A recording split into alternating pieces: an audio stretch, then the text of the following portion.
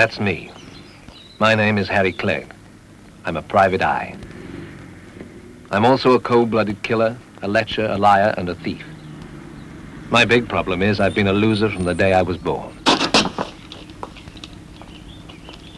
I was returning from a little job in Brighton, having picked up a tenner for my part as correspondent in a divorce case. I hadn't worked for 4 months, and if that was work, I liked it. She turned out to be a real swinger, and it proved to be one hell of a job. Why my client failed to get his divorce, I'll never understand. Unfortunately, he didn't, and he wanted his money back. So I left town fast. So fast, in fact, I forgot to fill my petrol tank. And here I was.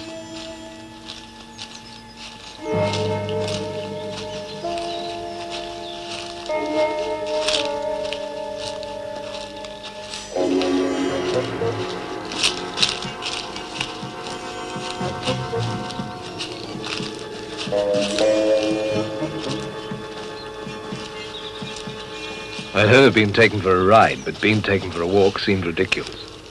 I couldn't figure out who these zombies were. Then I looked over my shoulder and saw my client with a shovel. I figured he wasn't prospecting, and I began to have a feeling of unease.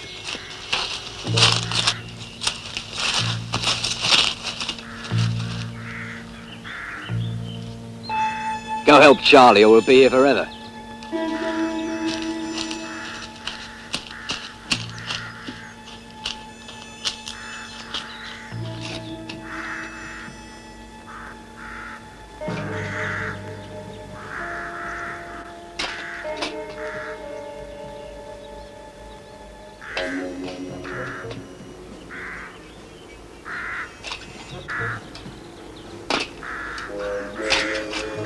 Do you mind if I smoke?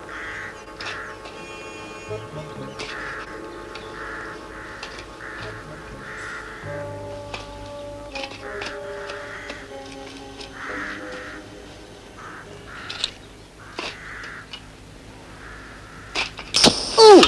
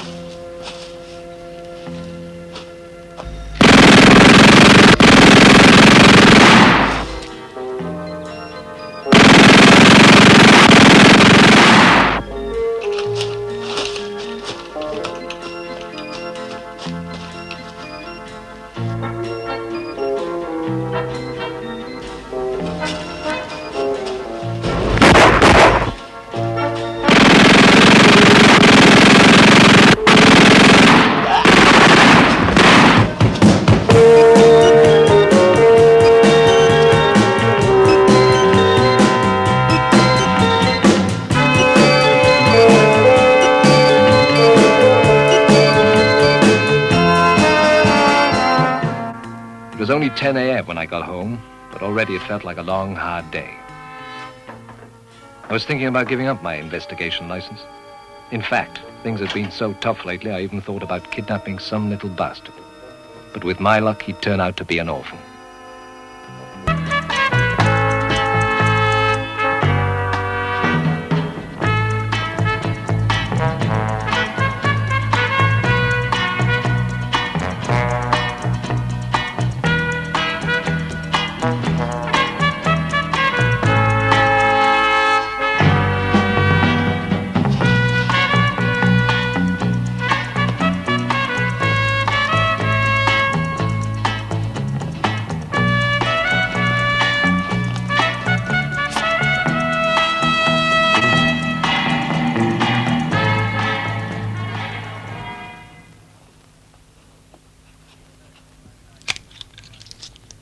My new American private eye kit had just arrived in the post that morning.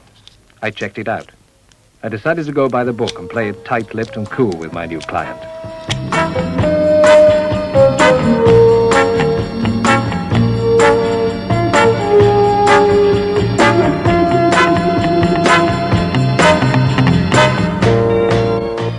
I was a bit nervous about meeting Lord Crookshank. Why did the Lord want Harry Clegg? Anyway, that was the least of my worries. My big problem now was trying to act like a big-shot detective in a 3-pound-10 suit. Its only redeeming feature being that it had the press sewn into it. How do you do? I'm Harry Clegg. You wanted to see me about a small problem? Yes, sit down, will you? Thanks. Will you have a drink? No, thanks. You were recommended to me by a colleague of mine. I wanted to see you because I received this. It probably means nothing, but I thought it best to be safe rather than sorry. And I'm sure you'll appreciate a man in my position not wanting to get the police involved. Someone wants you dead. And what do you think? You tell me. I ran a finance company about 20 years ago. At least, I ran it in conjunction with some others. One of the employees was convicted. He embezzled a few $100,000. Still, his penalty was quite stiff. 20 years, if I remember rightly. Yes, I believe that must be it. His name is Frank Castro. I'll start with him. Do you know where I can find him? His last known address was Dartmoor Prison. Well, I guess I better get on with it. That's what I'm paying you for. You haven't yet. Well, what are the fees, Clegg? £50 a day and expenses. Sounds reasonable. Right, find Castro quickly. At £50 a day, if he lasted the week, I could get a new pair of shoes, a new suit, and a set of brakes for the car. I mumbled 10 Hail Marys, hopefully. I got down to work. I called my lady friend Cop at Scotland Yard. I told her to check out Frank Castro and call me back when she had something. Then I got on with my daily exercise.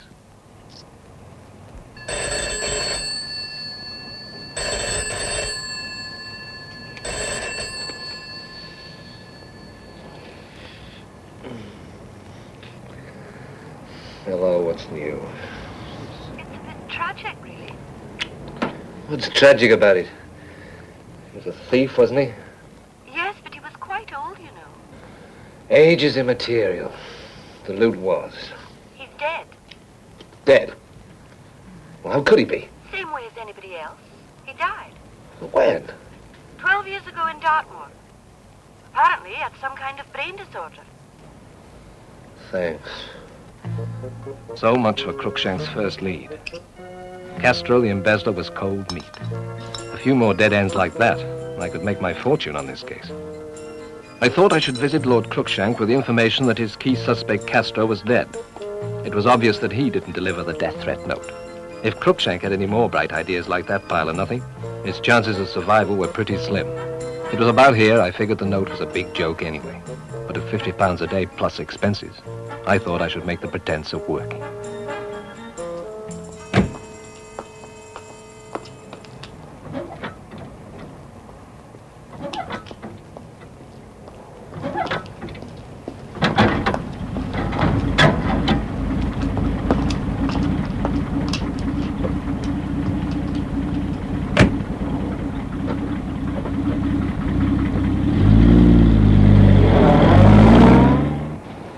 Dead, is he?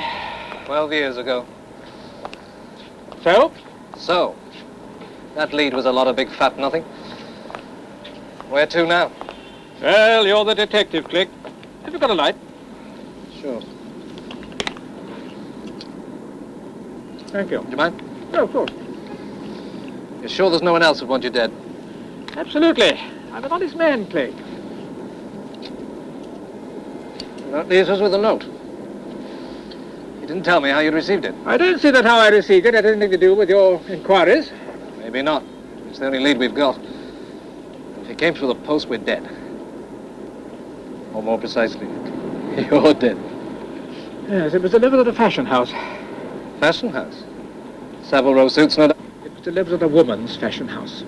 Kinky? I do not like your flippant attitude, Clegg. Sorry, sir. I was buying a few things for a friend of mine. Enough said. Where is this establishment? It's called Starlight Fashions. It's situated in Regent Street. As I said, my friend and I, were watching the parade when the note was delivered to me. Did you see who delivered it? No, I found it sitting in my hat. I'll start there.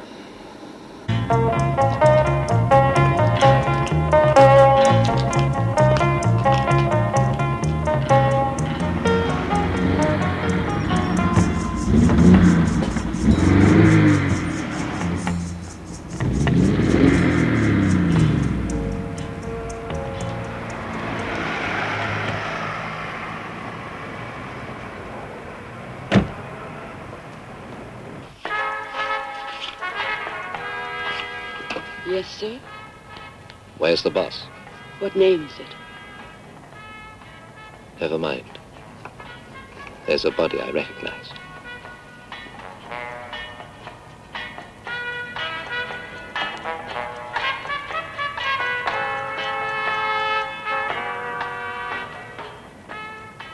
I figured this wasn't a home for retired hookers, so I decided to pump my friend, Susie the Blue Film Queen.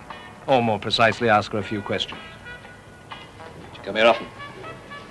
Harry, what are you doing here? I might ask you the same question. Not your usual line of business.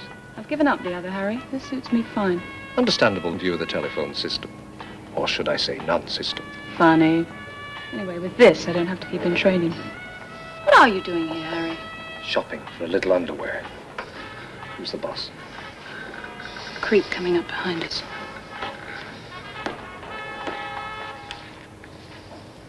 If we're through with the chat, get on with the show.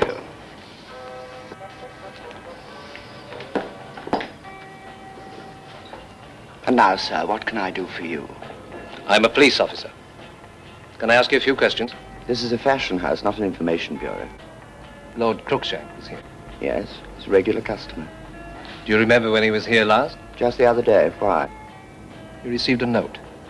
Know anything about it? Am I supposed to? Not necessarily. Just thought you could help. Would anyone else be able to help me?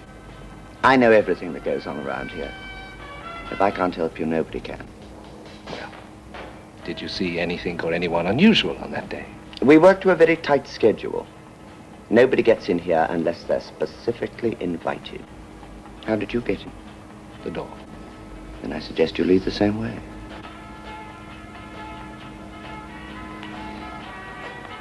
I figured there had to be a queen somewhere in this piece, and I was right. I also figured my visit to Starlight Fashions wouldn't add up to much, and I was right again.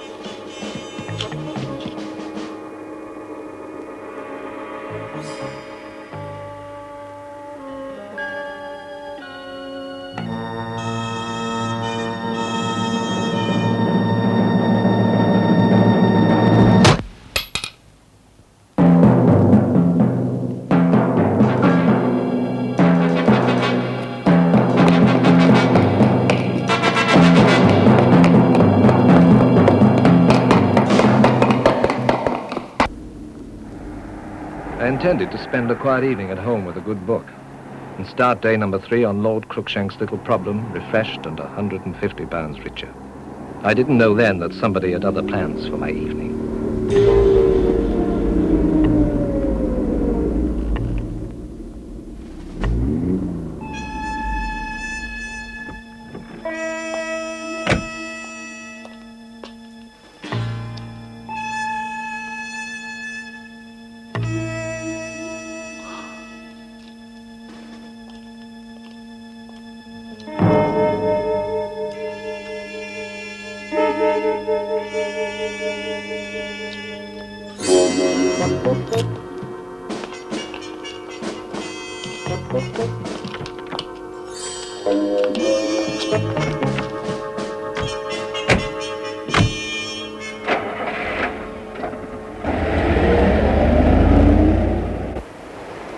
The two goons hadn't said a word since we left London. I discounted the idea that they were just shy and figured I was in trouble. I never argued without my .38, and I'd left it at home that morning. Surely they weren't connected with my little divorce action in Brighton. Maybe the swinger had a jealous lover. And maybe they were connected with Lord Cruikshank. Possibilities kept flashing through my mind. The most disturbing one was no-bread Clegg, cold meat in the morgue. I figured, like everybody, these guys could be bought. But not for 10 shillings, and that was all I had in my pocket. No money, no gun, no chance. Why are we here? To enjoy the view. What view?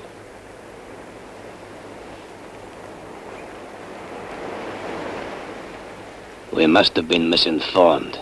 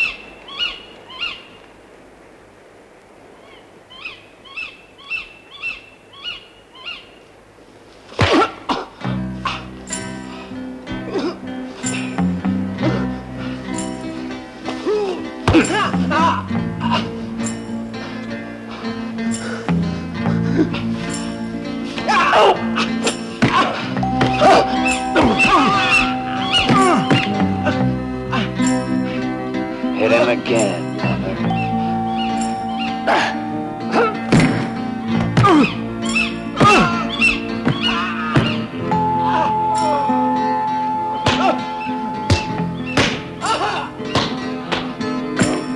Give him some more, lover.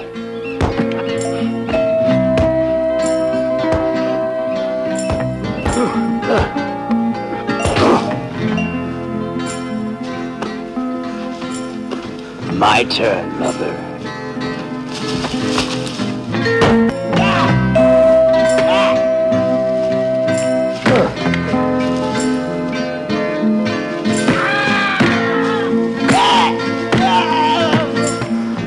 I figured that Lips Louie and Charlie the Chin were basically nice people, but they'd obviously been influenced by the violence in today's films.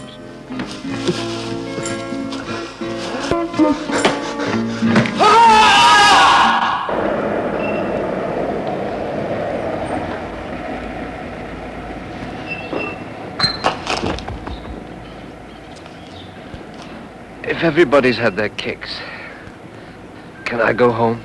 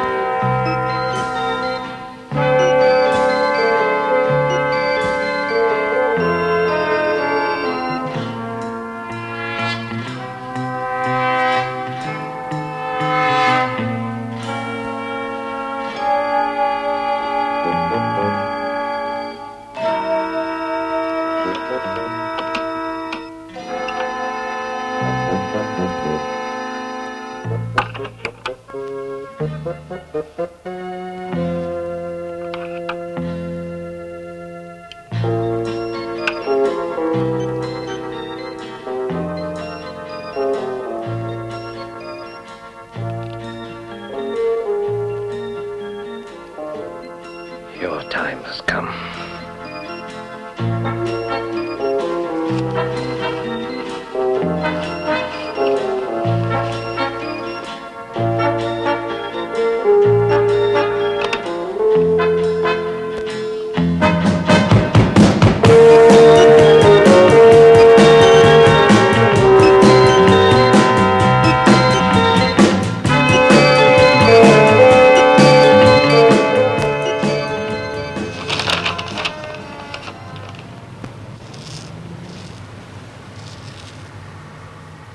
I spotted an interesting article covering the death of Sir Adrian Ashley. He'd once been associated with my new employer, Lord Cruikshank. This in itself was not too surprising. But Sir Adrian had just been shot. That was. Reading between the lines of his rise to political power, I could see he was as solid a piece of corruption as you could find anywhere. This, combined with the joyride lips Louis and Charlie the Chin gave me, began to smell.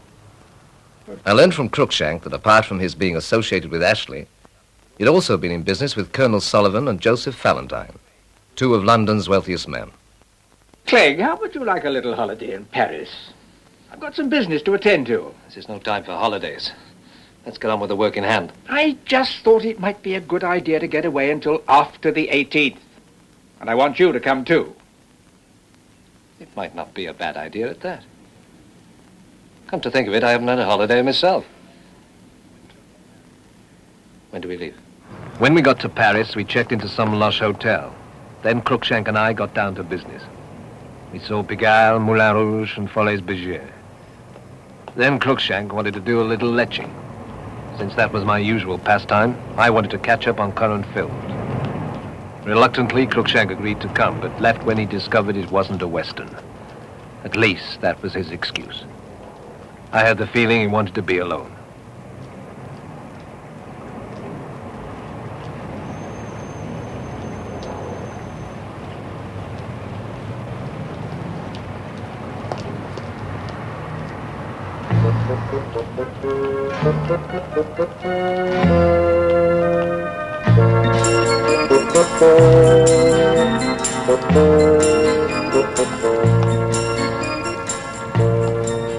I was meeting Cruikshank at 2 o'clock.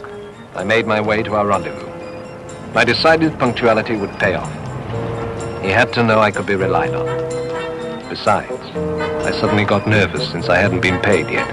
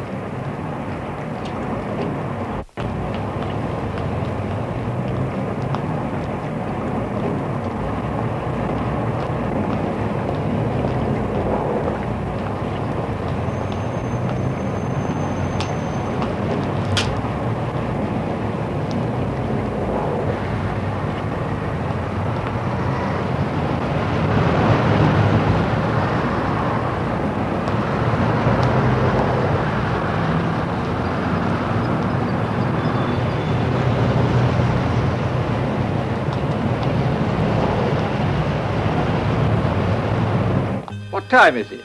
The time we were supposed to meet. I'm rather busy. I'll meet you in an hour. Get your finger out. Clegg, you'll just have to wait.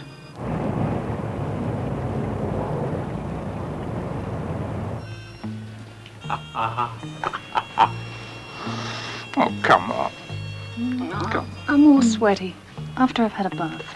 Can I wash your back and your front, eh? Go and fill the tub, lover. Yes.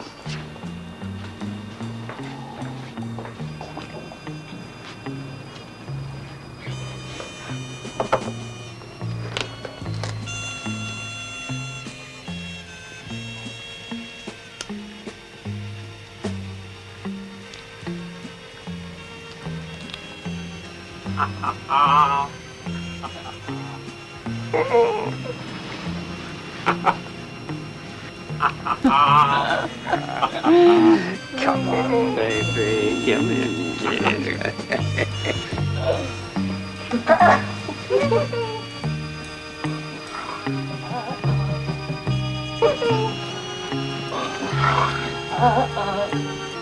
later, Papa.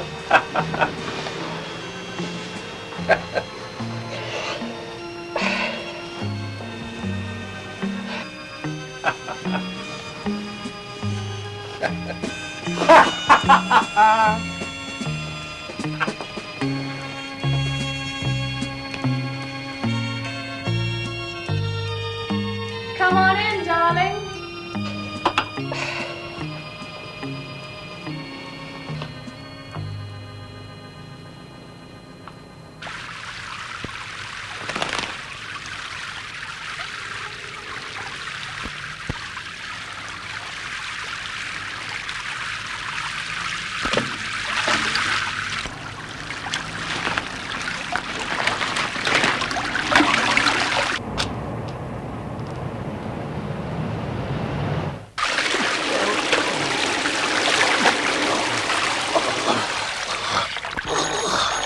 Cruikshank said he'd meet me in an hour, but he forgot to say where. So I decided to ring him again. The only answer I got was a few gurgles. I could see my money going down the drain. Since the hotel was only minutes away, I decided to run.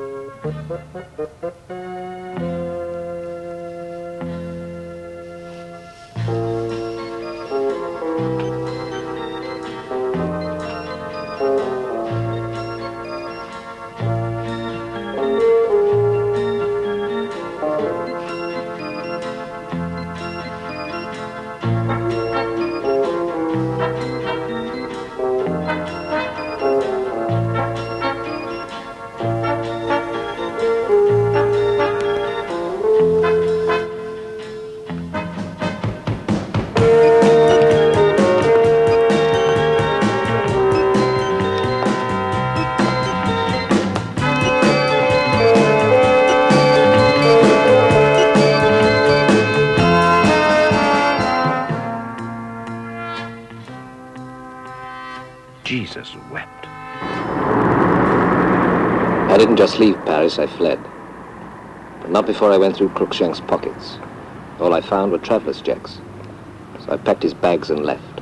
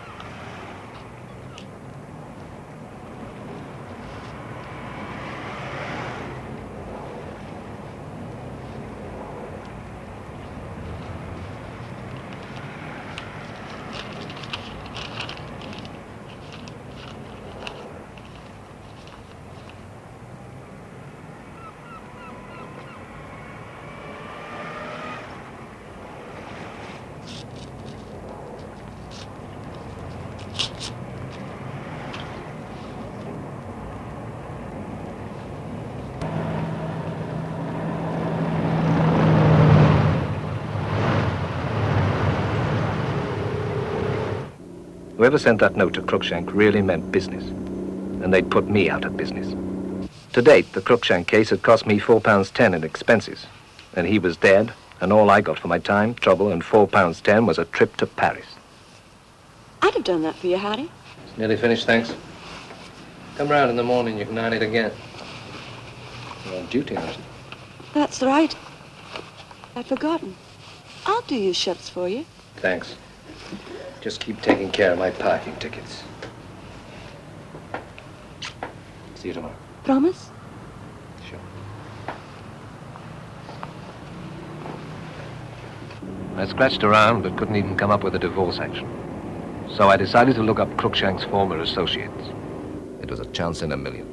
But since Ashley had been shot to death and Cruikshank got his in the bathtub, somebody obviously had a vendetta. With any luck, maybe Joseph Valentine and Colonel Sullivan had received death threats. I flipped a coin and went for Valentine. He lived in Oxford. I had transportation, but my car was something to stay away from when visiting prospective employers. I parked it outside the gates and walked a quarter of a mile to his cottage. Mr. Valentine? That's right, my boy. Let me see now. You're Larry, Cambridge, Larry, Oxford. No, sir, I'm not Larry Oxford. I'm Harry Clegg, private eye. Private what? Private detective. Oh, yes. Read about you fellas. Live on whiskey and shower bath water, don't you? Well, you must forgive me. I've got to get up in the woods to do a bit of shooting. Might get a rabbit or two, if nothing else. Isn't your life more important? My life? What the devil are you talking about? Your ex-partners, Cruikshank and Ashley, are dead. Have you been threatened? Oh, that rubbish. You don't want to take any notice of that, my dear chap. It's a serious threat. Cruikshank employed me to protect him. Well, you didn't give him much protection, did you? Now, I suppose you want me to hire you to protect me, is that it? My fees are £75 a day and expenses in advance. Well, I should want something better than you gave to poor old Cruikshank. Look here, you come round and see me sometime tomorrow, when I'm not quite so busy.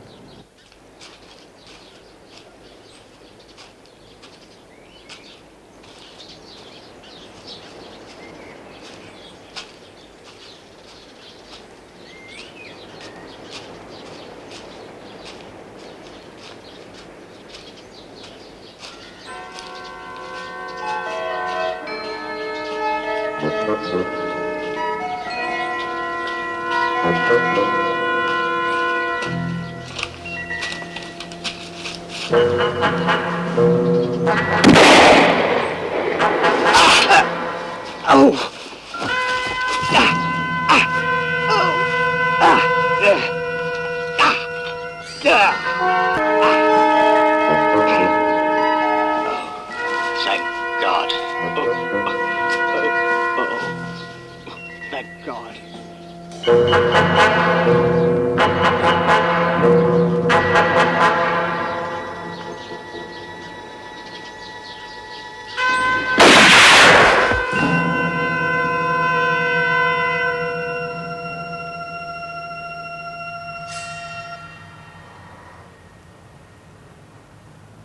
Yeah, he gave me the job. You were lucky. I wouldn't employ you for my protection after Cruikshank. He said something similar. Thought my charm won him over. I thought I'd give you a call and take you out to celebrate, since I'm in the land of the great employed again. I'd love to, Harry, but my back is still aching from our last celebration. What will we celebrate? Being unemployed. I learned from Shirley Cruikshank had been drugged before he was drowned. Why was he drugged? Obviously to weaken him. It was also obvious that the old lecher had been bagging some bird before he was drowned. And it was also becoming obvious that maybe the bird did him in. But who and why? I decided to eat out that night to celebrate my job with Valentine. Unless I could figure out what was going on, Valentine could get his before I got any money. With any luck, I could buy myself a decent meal soon. I checked out my horoscope for the next week. It looked good. I did a little window shopping and picked out a new car. I intended to keep Valentine healthy. At $75 a day plus expenses, if I could keep him breathing for a couple of weeks, I'd be okay. I called Valentine the next morning, but got no reply. I figured he was still out hunting for rabbits, so I got on with my investigation. Since I was still suffering from the after effects of my little ride with Lips Louie and Charlie the Chin, which occurred after my first visit to the fashion house, that was the obvious place to start.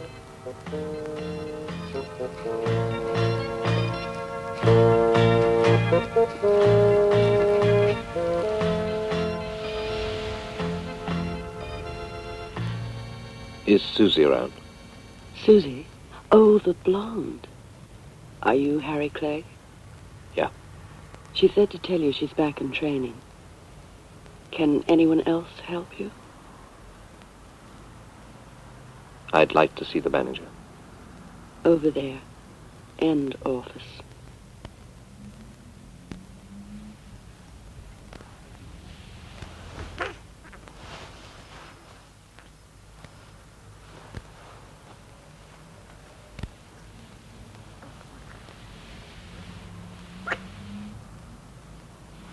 Thanks.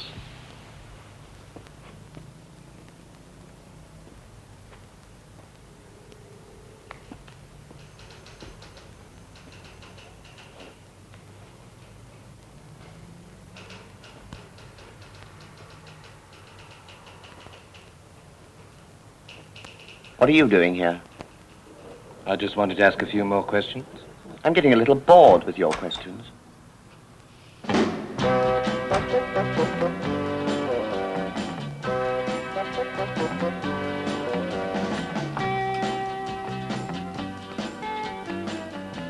Gentlemen, he's all yours.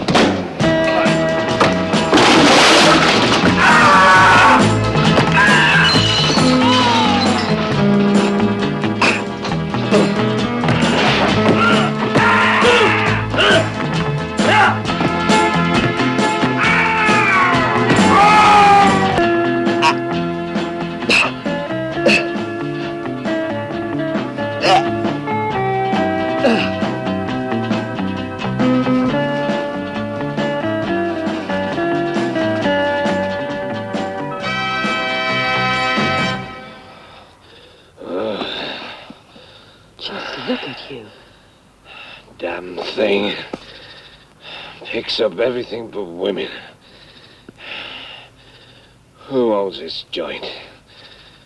What do you want to know for? I want to give him a big fat kiss in the mouth. And maybe a shot in the head. Are you asking for trouble? Take me home, baby. Since this was the second beating I received through the fashion house, the manager was my #1 suspect. I decided to check him out. My first stop was the owner of Starlight Fashions, Francis Wildman. His shack was situated in a few acres of ground in Surrey. I chalked up my petrol expenses to Valentine at 12 and 6.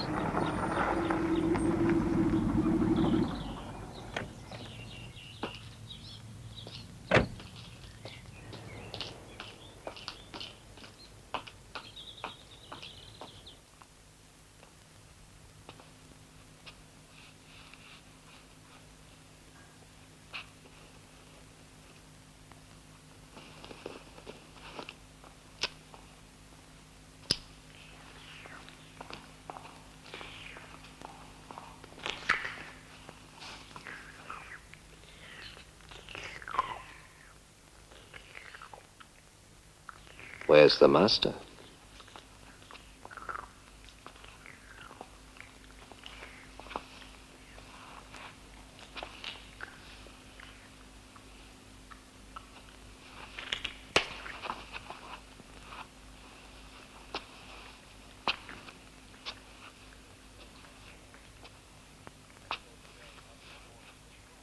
I'm Sheldon Rell, Osmo Morley.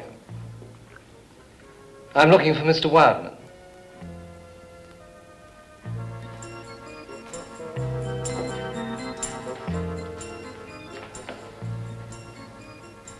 I'm Mr. Wildman. Well, Mr. Sheldon Roll Osmo Morley, what can I do for you? I'm the buyer from Manpower Fashions. We're looking for a new line in lingerie.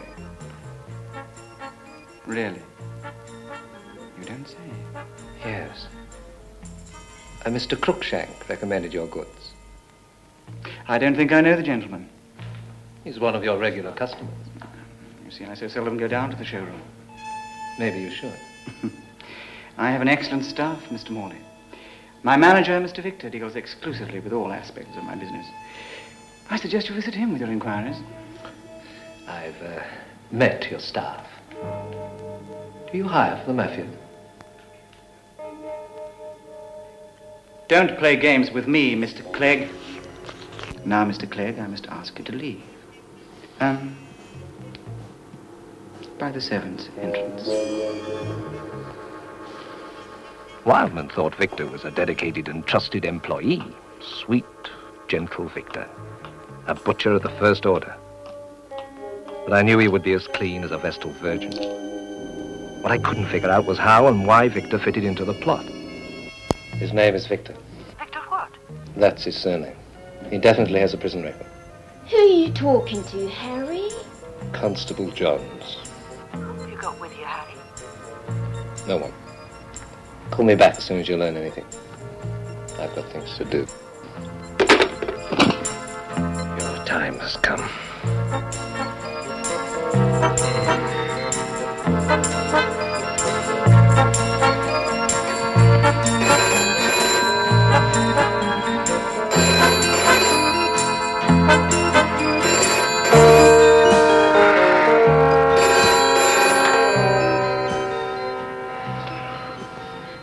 Yes? His name is Charles Victor. Be quick, Harry. Yes. Harry, are you sure you're alone? Yes. Hurry, Harry. Yes, yes. You've already said yes, Harry.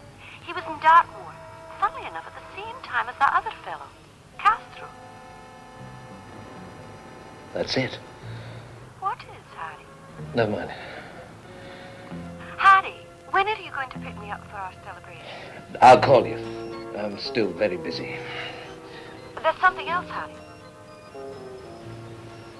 Yes? There's been another murder. Really? Someone called Valentine. Thanks.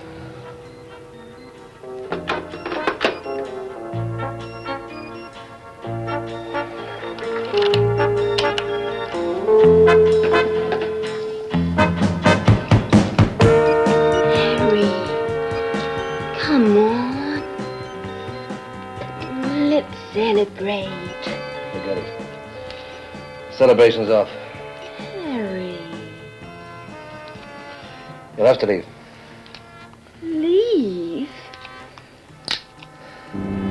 Yeah.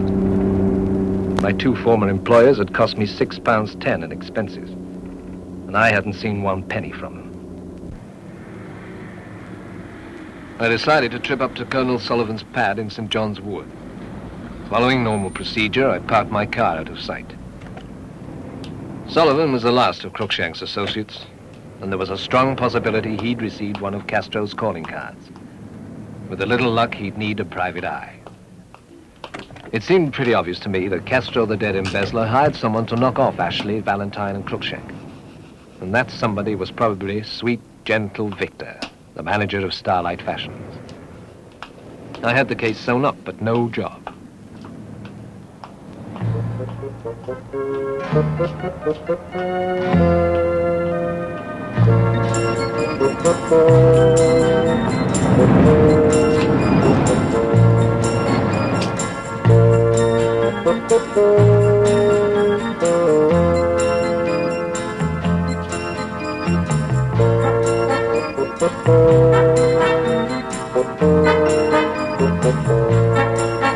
Some goon answered the door and told me to try Sullivan's parents in Highgate.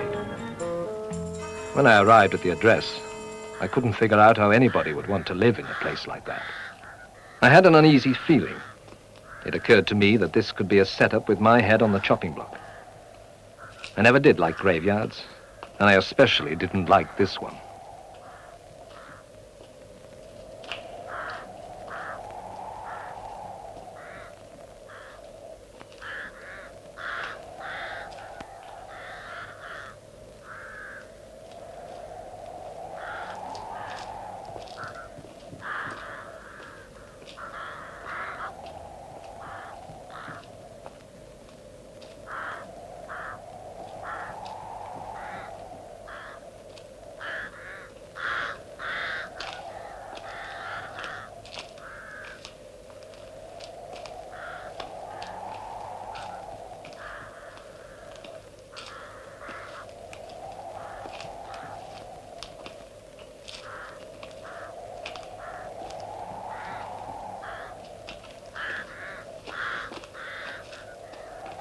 I talked to a gravedigger.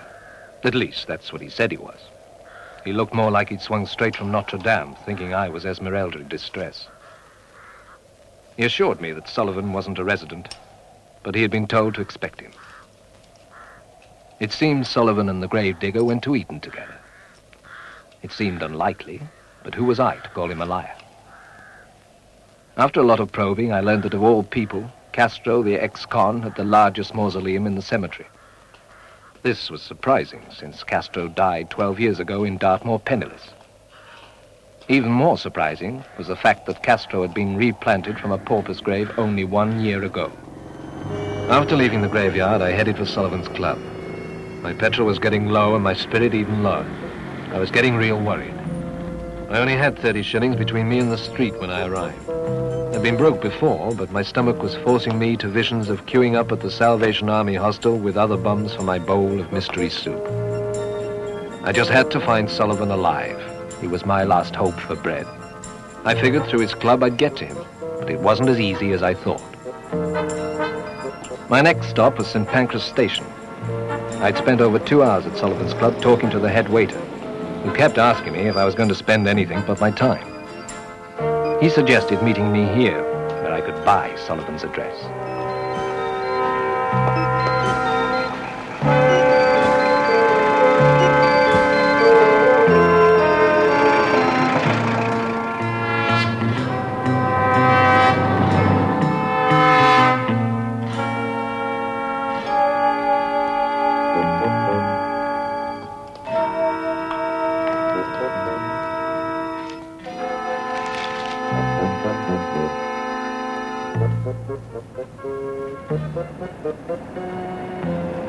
The waiter drove a hard bargain, and I lost my last pound in exchange for the information. I waved him a fond farewell and set off for the hotel Sullivan was supposed to be shacked up in.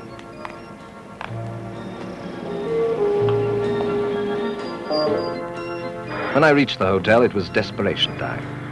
I had 5p in my pocket. It was obvious Sullivan was in hiding, which meant he'd need protection, and that meant me.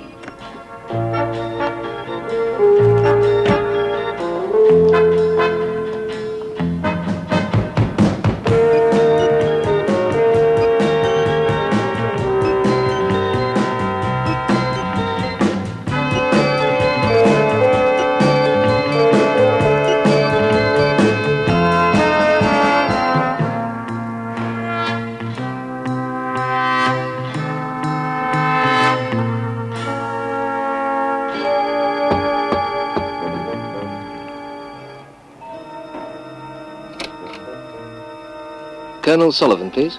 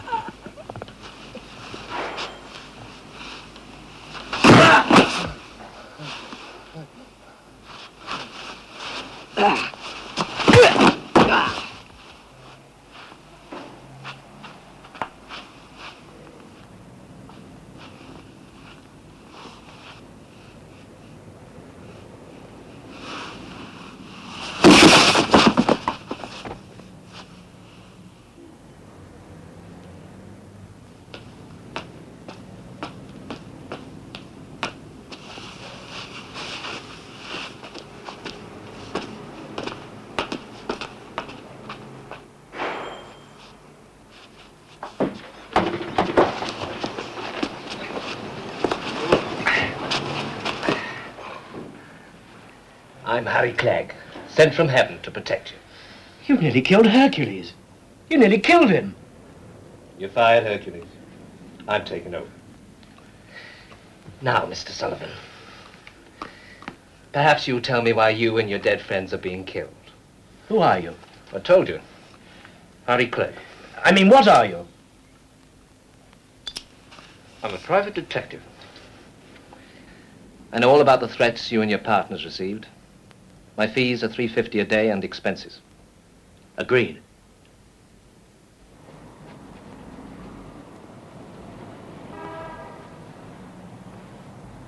Poor Castro. If I'd known this would happen, I wouldn't have been a party to it. It wasn't my idea, Mr. Clegg. It really wasn't. I don't think it matters now whose idea it was. Cruikshank was the instigator. He worked out this plan that would give each of us £50,000. Why put the chopper on Castro? We had to have someone who could take the blame. So we, that is, Cruikshank, decided on Castro. Nice going. I was picked up by the flying squad because Inspector Kurt had been sniffing around the murders, and his only lead was me. Kurt had a cell reserved for me on a 99-year lease. It took a few hours and a hell of a lot of energy, but I finally convinced him that I was clean, even though I hadn't had a bath for 3 days. In fact, before I left, I had him believing that I was onto a possible lead. Are you seriously suggesting that we pick up this Victor character? Yeah. I mean, it's obvious he's revenging Castro. They spent time in prison together. Castro was sent there because of a frame hung on him. I mean, let's face it. The police have been known to arrest the wrong people. And you want Castro's name cleared? A sort of posthumous honoring, eh? Well, that's the idea. It happens in all the Bogart movies. Now listen, Clegg, I've got better things to do than sit here listening to your cock and bull stories about why these men have been murdered. I'm only scratching a living, Inspector. Don't you think we check, Victor, eh? We do our job properly, Clegg, and that's why we picked you up. And by the way, if I catch you carrying a gun, I'll have your investigation license. This is not America, you know. I only wage in the office, Inspector. You know that. It gives me confidence when I look at myself in the mirror. One of these days, I'll catch you carrying that arsenal under your armpits, and then you'll be for the high jump. Get the hell out of here.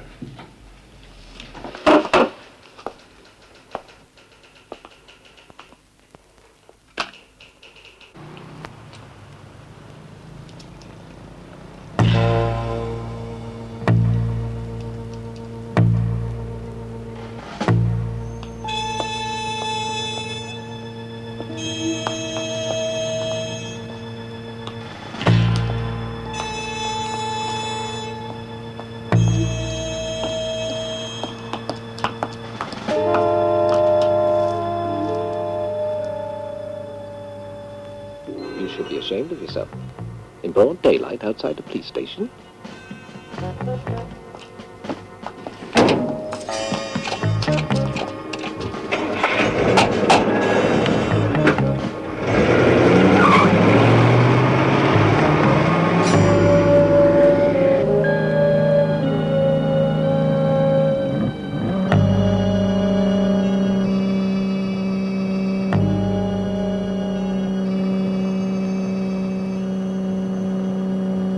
You fellas enjoy your work.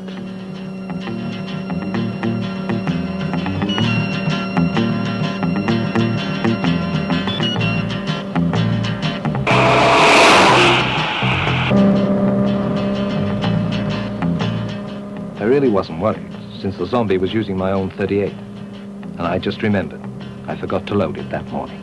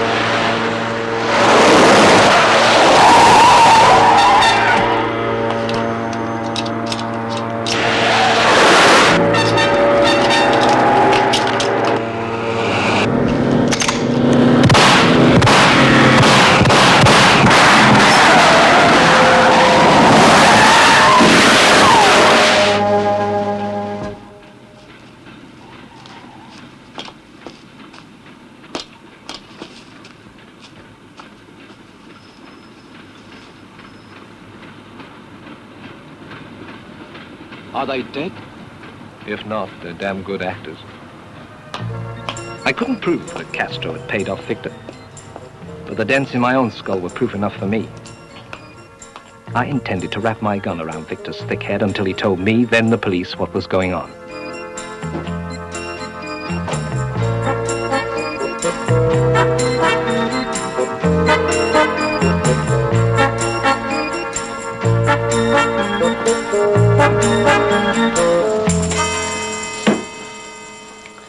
Now, before you kill Sullivan and take the bread out of my mouth again, I want information.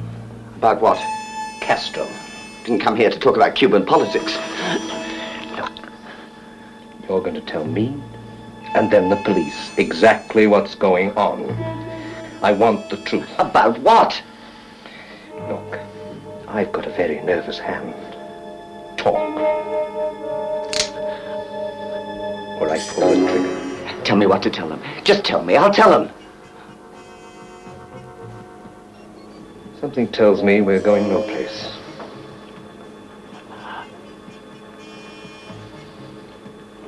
You don't know any more than I do. Nothing. A big, fat nothing. My only lead turned out to be a waste of time. If not Victor, then who was the villain of the piece? 4 wealthy men received notes saying they would be killed. 3 were now cold slabs of beef. I was determined to keep Sullivan alive at least until I got my money. Since all of these men had one thing in common, the framing of Castro, he was the most likely suspect. But he was dead. Unless his ghost was up and about, somebody was doing the killings for him. I saw his wife and 3 children, and a less likely bunch of avengers you could never meet. After much delving, my lady friend cop Shirley came up with some information about a woman who visited Castro for the first year of his prison sentence. A retired hooker living in the lap of luxury in a grimy flat in Cable Street. Lady. Could you tell me where Miss Jenny Harbour lives, please?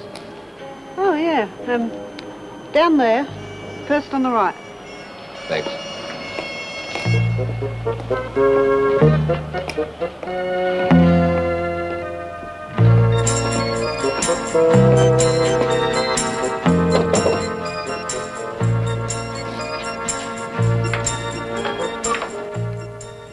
What do you want?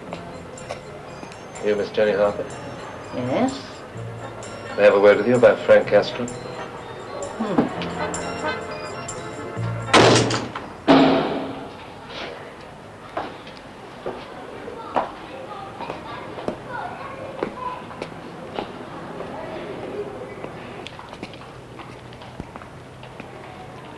She don't never talk to no one. Been like that ever since her Frank died. Did you know Frank? Everyone round here knew him. Nicer bloke you couldn't meet. Really? Oh, yeah, ever such a nice chap. Do you know him? Yeah. Terrible thing. Dying in prison like that. Yeah, very sad. Yeah. She must have been very upset. Upset? As soon as he was inside, she was out every night with a different fella, bringing him home, too. Some people round here said she was a prostitute. Was she?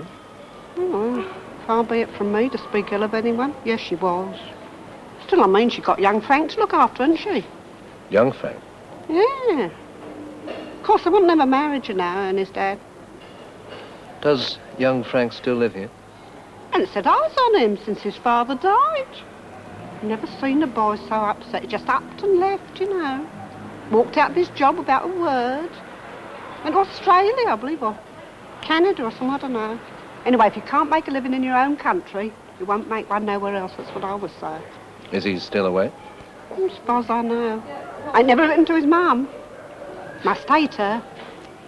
By the way, where did you say he worked? Well, just down the road, didn't he? Wildman's funeral parlour.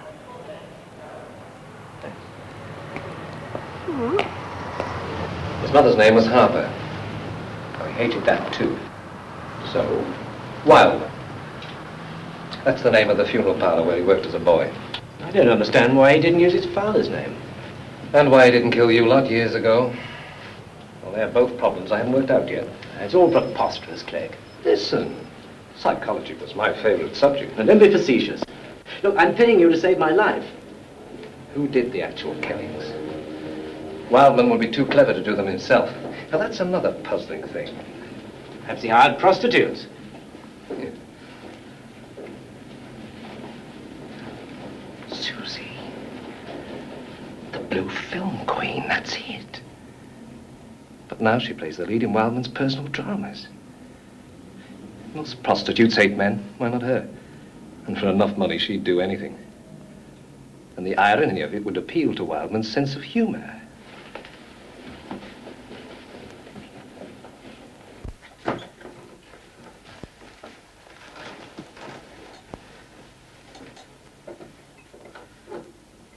I have a suggestion. What, are you doing in bed? I feel safer. Do you think you can buy him off? I don't know the current market price on killers. Buy him off, Clegg, whatever the price. I made my way to Wildman's house. I was feeling good. How could I miss? All Wildman had to do was name a price, and Sullivan would pay off like a slot machine. Then I'd get my juicy check from Sullivan. At $3.50 a day, it was now up to $1,400.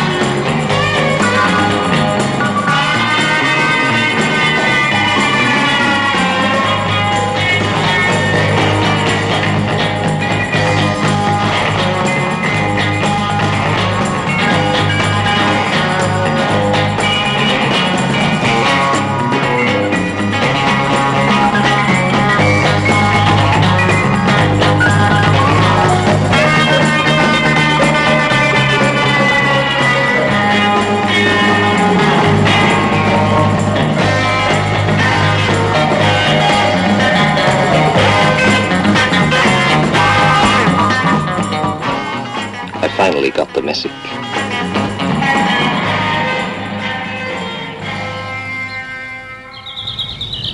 You arranged the killings of Cruikshank, Ashley, and Valentine.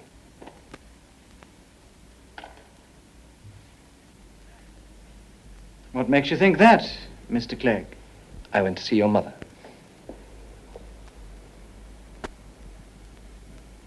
I see. And she told you all this, did she? Tell me, is she still in the business? Don't you know? I haven't seen her for 20 years. Don't you think it's time you paid her a visit? Never mind my mother. What did you come here for? Try and stop you killing Sullivan.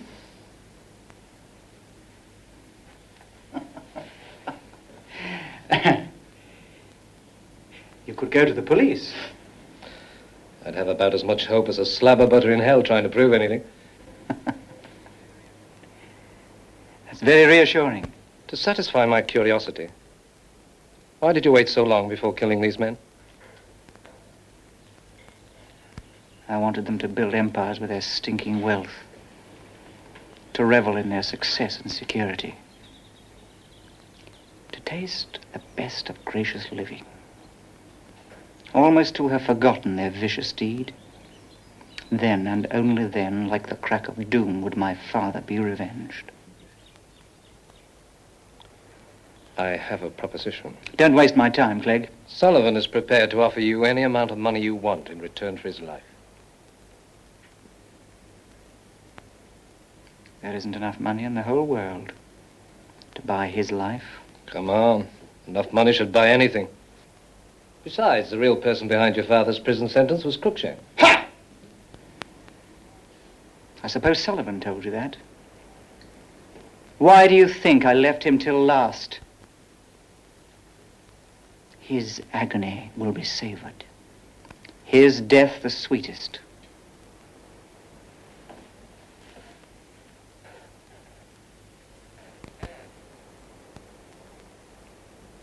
Do you have any idea what it must have been like for a sensitive man to spend his life in prison?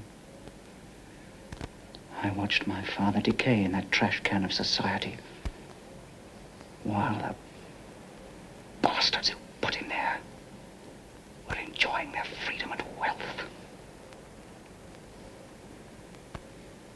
The world is full of injustices, but this one will be corrected.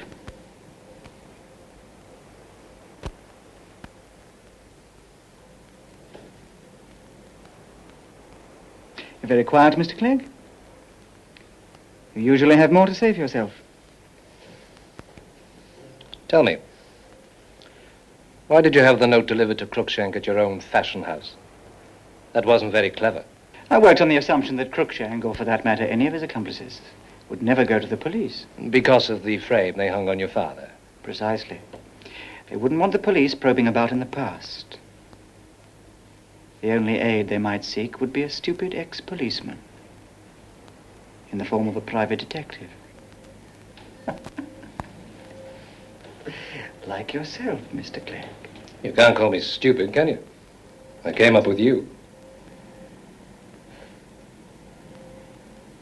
You are very stupid and very persistent.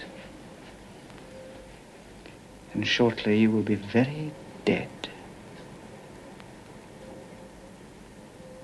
Goodbye, Mr. Clegg. I'll see you in hell. Well, that was it. Wildman was obviously insane. Any man that could turn down money was mad. The fact that his father died in prison from a brain disorder figured. I had an uneasy feeling as I drove away.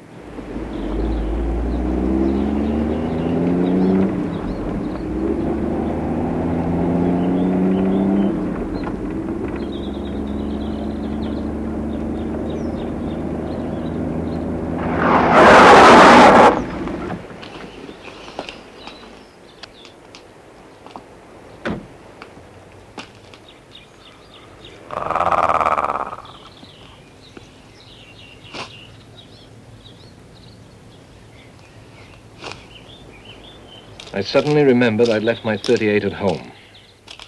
I was trying to get into the habit of not carrying my gun since the ammunition was a little too expensive.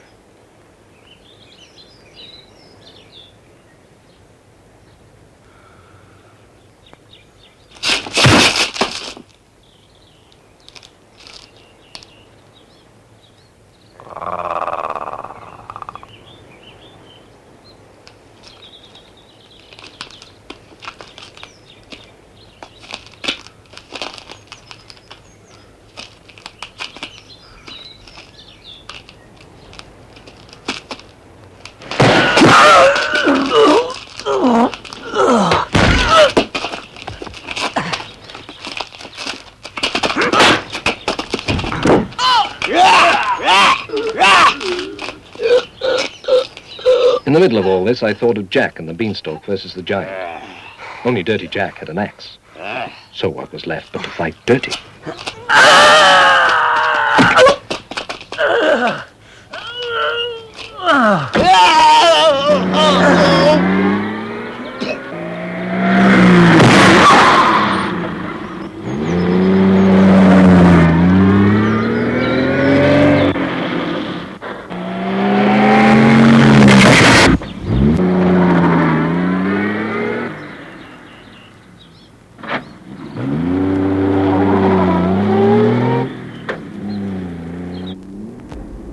There wasn't much bread around at the moment.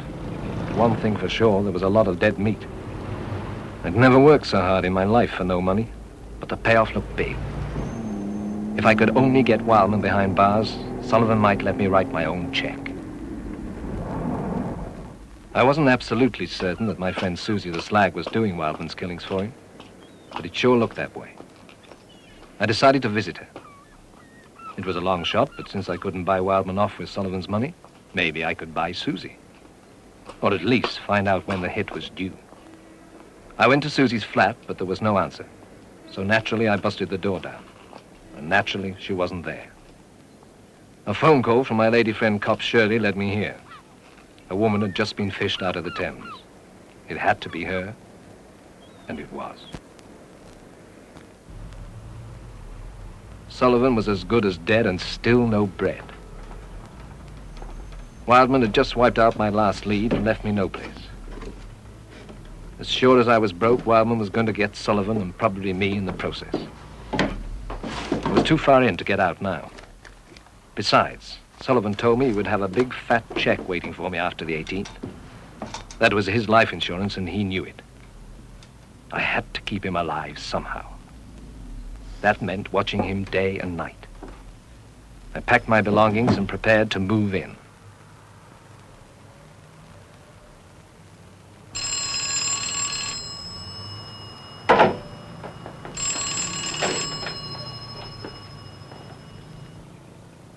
Harry Clegg? Speaking. I heard you were after Wildman. Where did you hear? Thought you might be interested in some evidence I've got that will put him in jail for the next 100 years. I'm listening. It won't be cheap. I didn't think it would be. Can I meet you somewhere? Anywhere, in an hour. No, tomorrow. Tomorrow may be too late. I'll meet you now. Tomorrow or not at all. All right. Where? Shopsy's Delicatessen by Mariner's Dock at 5 in the morning. It'll be closed. For you, it'll be open.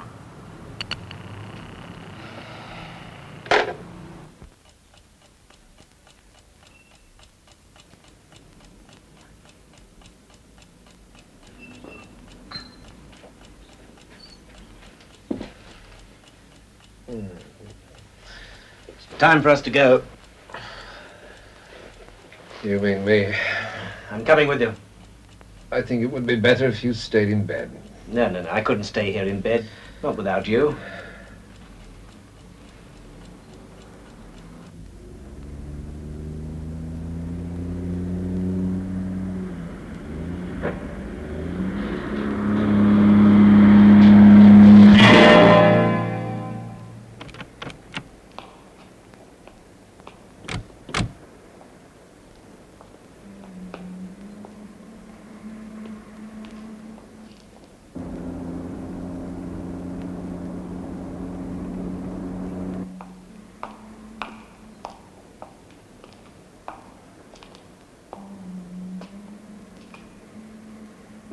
If the anonymous phone caller could give me the evidence to put Wildman away for 100 years, not only would I get my $350 a day plus expenses, I should pick up a healthy bonus.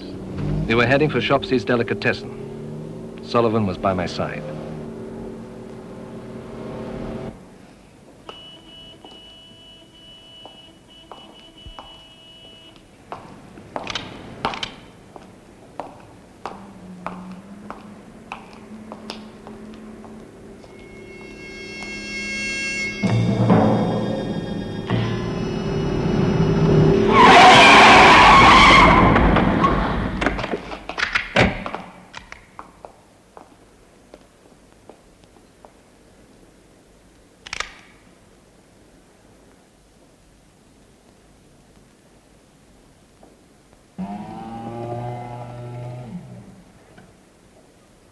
Clegg, if you push Sullivan out, you can drive away unhurt. I didn't believe Wildman for a moment, but I was a sitting duck behind the wheel with 2 Sten guns pointed at my skull. I had to buy time. I knew I'd hate myself in the morning, but Sullivan was a dead man anyway.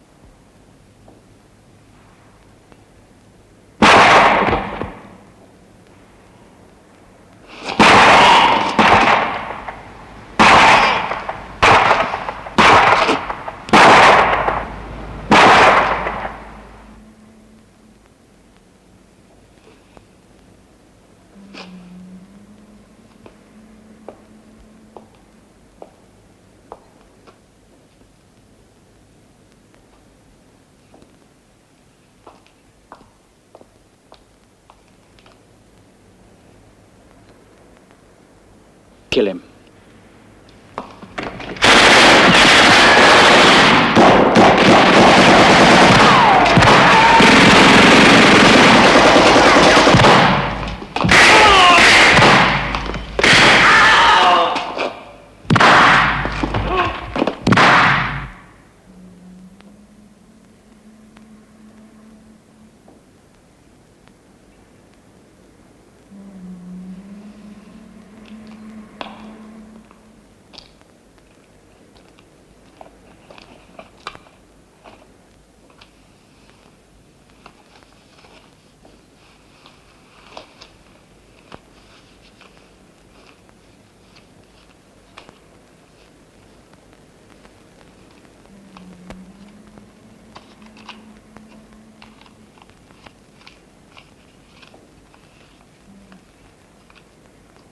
It's a hell of a way to make a living.